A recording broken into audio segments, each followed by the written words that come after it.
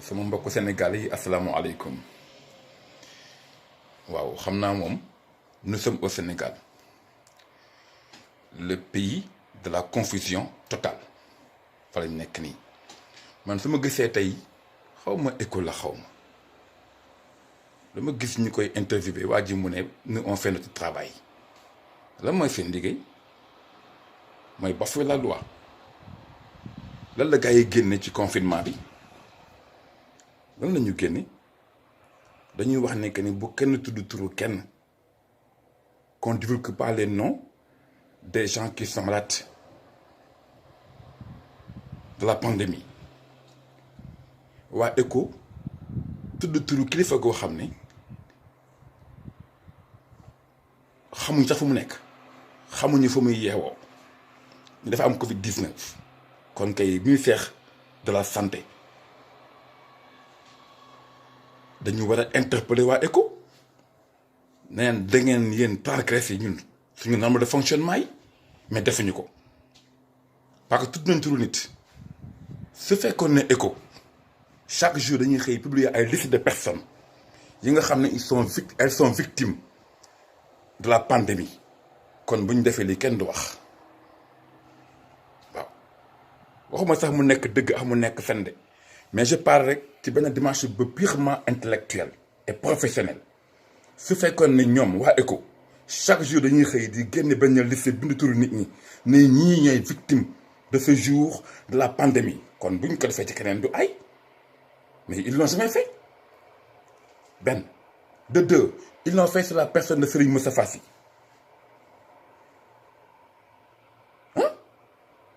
nit koo xam ne yow soo waxee ci moom dara mun na juri scandale fu nekk ci lu tegul ci yoon. parce que fi nga toog di wax ñi la wër di wax ak yow ñëpp ñu ci ëpp ci ñoom ay njabootam lañu, moo xam religieusement parlant, moo xam politiquement parlant, moo xam socialement parlant. am ko demee Macky Sall waxoon nañu fi ne moom il était en quarantaine parce que dafa toog koo xam ne dafa am Covid. mu ne leen mais Seydou Gueye moo ko wax, chargé de communication Macky Sall moo ko wax, mais ECHO waxu ko. Le Soleil bi nga xam ne journal national la état bi moo ko moom waxuñu ko. ECHO il sort d'où? may wax Seydi Gassama génn fe naan on vient vous protéger parce que yéen dañuy liggéey yéen, mais Seydi Gassama balaa ngay wax waxi amnistie ak droit de l'homme, mais doo dem nga xool qui est homme d'abord. Est-ce que toi tu es homme avant de parler du droit de l'homme? il faut ngeen ni xool li ngeen di wax lan la. am na loo xam ne kenn mëntu ko yàqal c'est fini, am na koo xam ne kenn mëntu ko yàqal c'est fini. waaw parce que constance bi mu nekkee amul ko mën a perturber ce qu'il fait, avec qui il fait, dans ce qu'il fait et qui il a fait. waaw moo tax il faut que nit ñi aussi ñu xool li ñuy wax. ñu xëy na tey journaux yi ku nekk di génne di tëllali di wax, journal bi nekk di génne di wax kii naan lii ñii les bandits. loolu moom ñu koy évaluer mooy Sénégalais yi. waaw ndax mu sachet ay bandits lañu, ça c'est les Sénégalais qui l'évaluent. waaw ECHO démb la judd. booy bi bind journal ci journal ECHO ñu fay liggéey ba ki démb lañu judd. Moustarchidine moo leen mag. waaw kon ñooñu ñi wax naan ay bandek yi, ça c'est le problème. Madiambal moom il a un sérieux problème. mais su fekkoon ne ñun waa Moustarchidine dañuy ak saccagé, mais kon Madiambal du am jàmm. kon il est saccagé, kon moom sax il est attenté. ndax moom du wax lu mu xam, ndax amul xam-xam. ci cybercafé la commencé di sibooru ba xëy ba am quotidien. xam nga kooku il ne compte pas.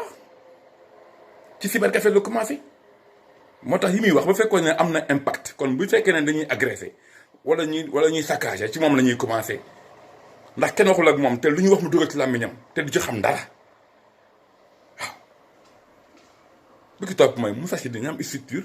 am na ko mel ni Serigne Moustapha ci réew boo ko amee te yow munoo ko teg ci échelon yi gën a màgg, da nga koy may jàmm. ndax li mu def Sénégal amul kenn ko fa def. amul kenn ko fa def, amul benn kilifa diine boo xam ne tu as réussi ce qu'il a réussi au Sénégal. amul benn homme politique boo xam ne tu as réussi ce qu'il a réussi au Sénégal. amul benn homme socio-culturel boo xam ne tu as réussi ce qu'il a réussi au Sénégal. te pareegul de waaw pareegul. moo tax su ma gisee Seydi Gassama naan non dañ ñëw parce que dañuy liggéey ak yéen Seydi Gassama calme-toi. waa ECHO ñoom ñoo teggi yoon bi loolu nga mën a wax parce que Serigne Moustapha Sy est un homme et puis un homme digne de ce qu'il est ku jóg na bëgg suyee sa peau bëgg a yàq deram diffamé ci kawam yow protégé woo Serigne Moustapha ngay porter structure mais Seydi Gassama reste tranquille Amnesty restez tranquille waaw vous êtes là pour les humains pas pour les institutions bu fekkee ne institution ngeen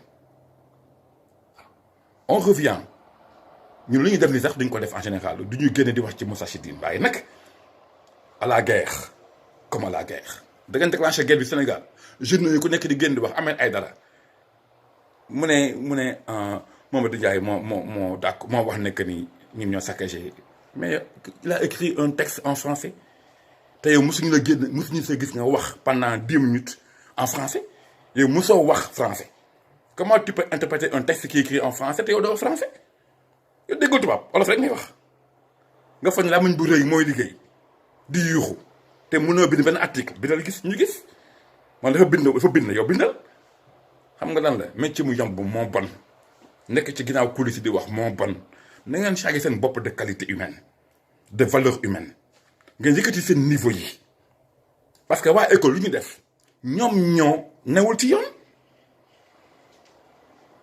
waaw ñoom ñu newul ci yoon parce que li ñuy wax moom mooy bu kenn tudd turu nit ñoom tudd turu nit te yamul ci nit ki de nit sax kese donc kii def journalam teggi yoon fen tuumaal kilifa dégg nga ba pare xëy bés ne xaañ nañ ma ne diw moo ma xaañ yow nga wax sa wax ne diw moo ma xaañ ñëpp ne kon moo la xaañ ñëpp d'accord ne moo la xaañ te amagul benn rapport bu gën ci police bi ne ñoom la journaux yi publié ko ne loolu moo am mais ana yoon à dëgg ci seen réew mi ngeen nekk yéen Sénégal ana yoon à dëgg parce que yéen police nee nañ mi def enquête am mais yéen d'accord ngeen ci ñoom nee nañu waa Moustarchidine la tous les journaux du Sénégal génn ne waa Moustarchidine la dañuy def seen liggéey naan la fen ak tuumaal nit loolu mooy seen liggéey on y revient à la guerre comme à la guerre qu'on silence wassalaamu aleykum